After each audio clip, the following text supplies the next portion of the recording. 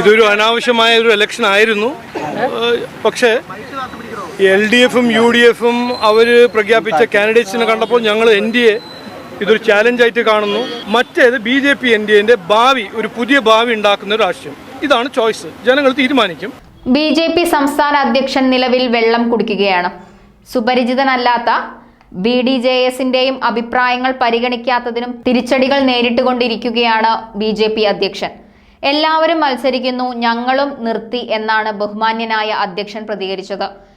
ഇത് അനാവശ്യ തെരഞ്ഞെടുപ്പായിരുന്നു. LDFും UDFും പ്രഖ്യാപിച്ച സ്ഥാനാർത്ഥികളെ കണ്ടപ്പോൾ NDA ആ വെല്ലുവിളി ഏറ്റെടുത്തു. ഇത് തുറന്നു സമ്മതിക്കുകയാണ് അദ്ദേഹം. ഇന്നലെ തന്നെ BJP കയറിൽ കെട്ടി നിലമ്പൂരിൽ ഇറക്കിയ മുൻ കേരള കോൺഗ്രസ്സുകാരനാണെന്ന് സ്വയം പറയുന്ന അഡ്വക്കേറ്റ് മോഹൻ ജോർജ് BJPക്ക് വെല്ലുവിളി തന്നെയായിരുന്നു. ഉൾപാർട്ടി രാഷ്ട്രീയ സമ്മർദ്ദമാണ് ഇത്തരത്തിലൊരു സ്ഥാനാർത്ഥി എന്ന കാഴ്ചപ്പാട് ശരിവെക്കുകയാണ് രാജീവ് ചന്ദ്രശേഖറിന്റെ പ്രതികരണം. നിലവിൽ രാജീവ് ചന്ദ്രശേഖറിന്റെ ഏകാധിപത്യ ഭരണത്തോട് K. സുരേന്ദ്രൻ, V. മുരളീധരൻ, കൃഷ്ണദാസ് തുടങ്ങിയവരടക്കം എതിർപ്പ് ശക്തമാക്കിയിരുന്നു. തനിക്കെതിരെ ഈ എതിർപ്പ് നിലനിൽക്കുന്നതിനാൽ തെരഞ്ഞെടുപ്പിൽ വോട്ട് കുറയുമെന്ന തിരിച്ചറിവാണ് തുടക്കത്തിൽ നാം രാജീവ് ചന്ദ്രശേഖരനിൽ കണ്ട ഭയം.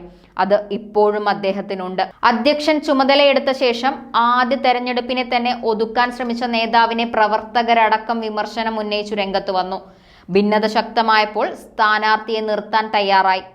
പക്ഷേ അഡ്വക്കേറ്റ് മോഹൻ ജോർജ് പരിചിതനോ പുതുമുഖവുമായതിനാൽ വിവാദങ്ങൾ വീണ്ടും ആക്കം കൂട്ടി വന്നു.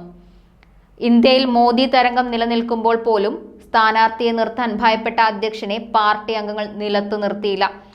ഇപ്പോൾ പെട്ട അവസ്ഥയിലാണ് BJP അധ്യക്ഷൻ. കഴിഞ്ഞ തവണത്തെ 8595 വോട്ടുകളിലാണ് രാജീവ് ചന്ദ്രശേഖരന്റെ ഭാവി. നിലമ്പൂർ ജനങ്ങളെ ഞാൻ ആദ്യം പറഞ്ഞു, ഇന്നും പറയുന്നു, ഇതൊരു അനാവശ്യമായ ഒരു ഇലക്ഷൻ ആയിരുന്നു. പക്ഷേ LDFും UDFും അവർ പ്രഖ്യാപിച്ച കാൻഡിഡേറ്റ്സിനെ കണ്ടപ്പോൾ ഞങ്ങൾ NDA ഇതൊരു ചാലഞ്ചായിട്ട് കാണുന്നു. ഇവിടെ ജനങ്ങൾക്ക് രണ്ട് ഓപ്ഷൻ ഉണ്ട്, രണ്ട് ചോയ്സ് ഉണ്ട്. ഒന്ന്, ഇതുവരെ 60-65 കൊല്ലം നടന്ന LDFിൻ്റെ UDFിൻ്റെ ഒരു വികസന വിരുദ്ധ അഴിമതിൻ്റെ ഒരു രാഷ്ട്രീയം, ഒരു പഴയ ഒരു സ്റ്റൈൽ രാഷ്ട്രീയം, ഒരു പവർ പോളിറ്റിക്സ്, ഒരു അവസരവാദ രാഷ്ട്രീയം, അതൊരു ചോയ്സാണ്. അതിലൊരു മാറ്റമില്ല. അവരെ കാൻഡിഡേറ്റ് നോക്കിയാലും അവരെ കാര്യം കണ്ടാലും ഒരു മാറ്റമില്ല. മറ്റൊരു ചോയ്സ് BJP NDA മുമ്പോട്ട് വയ്ക്കുന്ന ഒരു വികസിത കേരളം, വികസിത നിലമ്പൂർ ഇതിൻ്റെ ഒരു കാഴ്ചപ്പാടും അതിന് ചെയ്യാൻ പോകുന്ന കാര്യങ്ങളും നരേന്ദ്രമോദിജി 15 കൊല്ലം ഇന്ത്യനെ കൊണ്ടുവന്ന മാറ്റവും ഇവിടെ വന്ന വികസനവും അതെല്ലാം ഞങ്ങൾ മുമ്പോട്ട് വെച്ച് ശക്തമായിട്ട് ജനങ്ങളോട് പറയും. രണ്ട് ചോയ്സാണ്. ഒന്ന്, പഴയ ഒരു ചരിത്രത്തിൽ കണ്ട ഒരു രാഷ്ട്രീയം. മറ്റേത് BJP NDAന്റെ ഭാവി, ഒരു പുതിയ ഭാവി ഉണ്ടാക്കുന്ന ഒരു രാഷ്ട്രീയം. ഇതാണ് ചോയ്സ്. ജനങ്ങൾ തീരുമാനിക്കും. മോഹൻ ജോർജ് സാറ് ഏറ്റവും ഒരു അക്കംപ്ലിഷ്ഡ് അഡ്വക്കേറ്റുമാണ്, നിലമ്പൂരിൻ്റെ ഒരു മകനുമാണ്, ഒരു ലീഡറുമാണ്. ഈ വികസന സന്ദേശം, ഈ വികസന കാഴ്ചപ്പാട് അദ്ദേഹം 100% വിശ്വസിക്കുന്നതും അതിനുവേണ്ടി പ്രവർത്തിക്കാനും തയ്യാറുള്ള ആയ ഒരു കാൻഡിഡേറ്റാണ്. അദ്ദേഹത്തിൻ്റെ ക്യാമ്പയിനിൽ ഞങ്ങളെല്ലാവരും ശക്തമായിട്ട് പ്രവർത്തിക്കും. ഈ മെസ്സേജ് മുമ്പോട്ട് വയ്ക്കും. ജനങ്ങൾ തീരുമാനിക്കും. അതായത് ഇതൊരു പാർട്ടിയിൽ നിന്നല്ലാത്ത ഒരാളെ പെട്ടെന്ന് സ്ഥാനാർത്ഥിയായിട്ട് ഇറക്കേണ്ടി വന്നു. പ്രത്യേകിച്ച് BDJS പോലെ ഒരു പ്രസ്ഥാനം തൊട്ടപ്പുറത്തുണ്ട്, വളരെ ശക്തമാണ് മണ്ഡലത്തിൽ.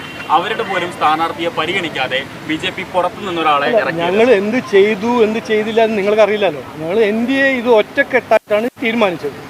ഞങ്ങൾ ഇത് 4-5 ദിവസം മുമ്പേ എന്താണ് LDF ചെയ്യാൻ പോകുന്നത്, ഇവിടെ ഒരു ഫ്രഷ് കാൻഡിഡേറ്റ് വരാൻ പോകുന്നുണ്ടോ, ഒരു പുതിയ കാഴ്ചപ്പാട്, ഒരു പുതിയ നെറേറ്റീവ് സൃഷ്ടിക്കാൻ ആർക്കെങ്കിലും ഒരു ആഗ്രഹം ഉണ്ടോ എന്ന് നോക്കണം. നോക്കിയിട്ട് ഞങ്ങൾ തീരുമാനിക്കണം. ഞാൻ അന്ന് പറഞ്ഞു, ഇതൊരു അനാവശ്യമായ ഒരു ഇലക്ഷനാണ് ഞാൻ ആദ്യം തന്നെ പറഞ്ഞല്ലോ. അപ്പോൾ അവരിങ്ങനെ ഒരു പഴയ ഒരു എന്താ പറയുക, ആ പഴയ ഒരു സ്റ്റൈൽ രാഷ്ട്രീയം ചെയ്യുമ്പോൾ ഞങ്ങളൊരു ചാലഞ്ചായിട്ട് കാണുന്നു. ഒരു നല്ലൊരു കാൻഡിഡേറ്റിനെ മുമ്പോട്ട് വയ്ക്കുന്നു, വികസനത്തിൽ വിശ്വസിക്കുന്ന ഒരു കാൻഡിഡേറ്റ് മുമ്പോട്ട് വയ്ക്കുന്നു. നോക്കൂ, BJPയിൽ ഇന്നലെയല്ല നാളെയും എത്രയോ ജനങ്ങൾ മറ്റേ പാർട്ടിയിൽ നിന്ന് ഈ വികസിത കേരളം എന്ന കാഴ്ചപ്പാടിൽ വിശ്വസിക്കുന്ന ആൾക്കാർ വരും. അവരെല്ലാവരും ഞങ്ങൾ സ്വാഗതം ചെയ്യും.